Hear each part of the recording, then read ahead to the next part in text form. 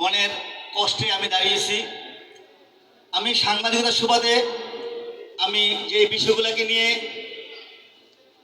Advocate নামক যে শাহ আলম, সে SMTV নামক একটা পোর্টালে আমাদের রামচন্দ্রপুরের কৃতি সন্তান, বিশিষ্ট শিল্পপতি, শিক্ষানুরাগী ও সমাজসেবক, রামচন্দ্রপুর সুনামি আমল্লা দারুল উলুম দাখিল ও হাফিজিয়া মাদ্রাসার প্রতিষ্ঠাতা আলহাজ মোল্লা গোলাম মহিউদ্দিন সাহেবের বিরুদ্ধে যে অভিযোগগুলো আনছে, 1 নম্বর অভিযোগ হচ্ছে উনি খালিদ বিন ওয়ালিদ নামে একটি এতিমখানা আছে আমাদের রামচন্দ্রপুরের শেষ মাথায়, বাজারপাড়া শেষ মাথায়, কাটালেখানটা প্রথমে, যে ওই প্রতিষ্ঠানটা আসলে তারা শুরু করার পর থেকেই এলাকাবাসীর অভিযোগ এবং নতুন কমিটির অভিযোগ ছিল ওইটা, যে তারা সাপ্তাহিক একটা প্রোগ্রাম করতেন, আওয়ামী লীগের প্রোগ্রাম এতিমখানায়।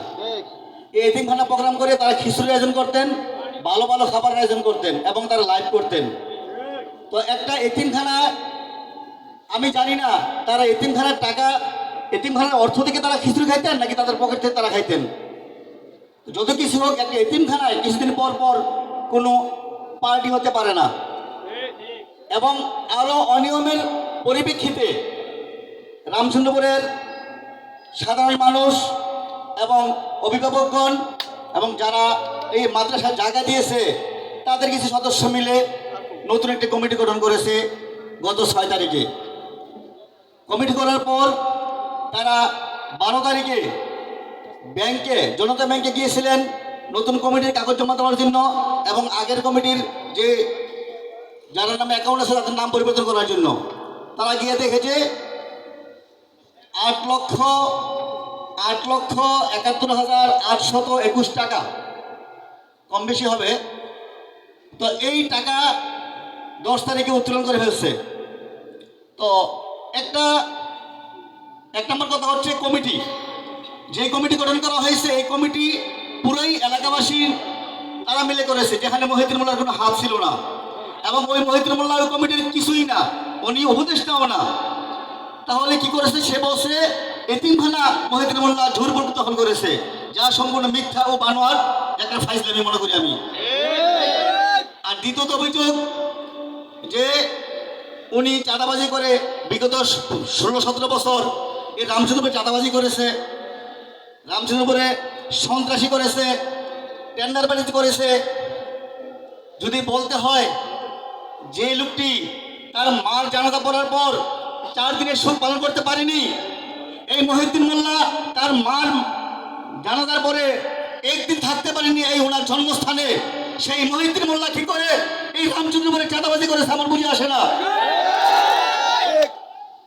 পরিতাপের বিষয় যে মহিউদ্দিন মোল্লা প্রায় 16 থেকে 17টি মামলার আসামি, যে মিথ্যা মামলায় উনি জেল খেটেছেন, উনি ওনার জন্মস্থানে আসতে পারেনি, ওনার বাবা মার কবরটি পর্যন্ত নিশ্চিন্ত করে দেওয়া হয়েছে।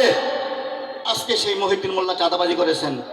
তার আরেকটা অভিযোগ হয়েছে যে আওয়ামী লীগের সঙ্গে আতাত করে উনি নাকি চাঁদাবাজি, সন্ত্রাসী, টেন্ডারবাজি করেছেন।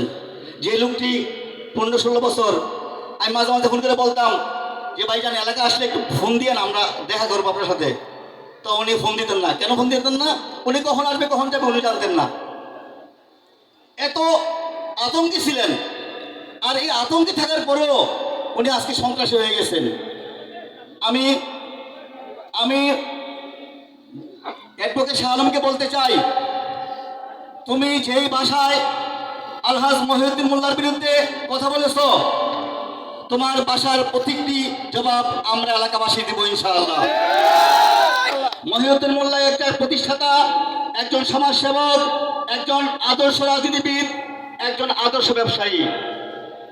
তো আমার অনেক কথা ছিল, বিশেষ করে আমাদের রামচন্দ্রপুর এলাকায় শিক্ষা প্রতিষ্ঠানগুলো যে উন্নয়ন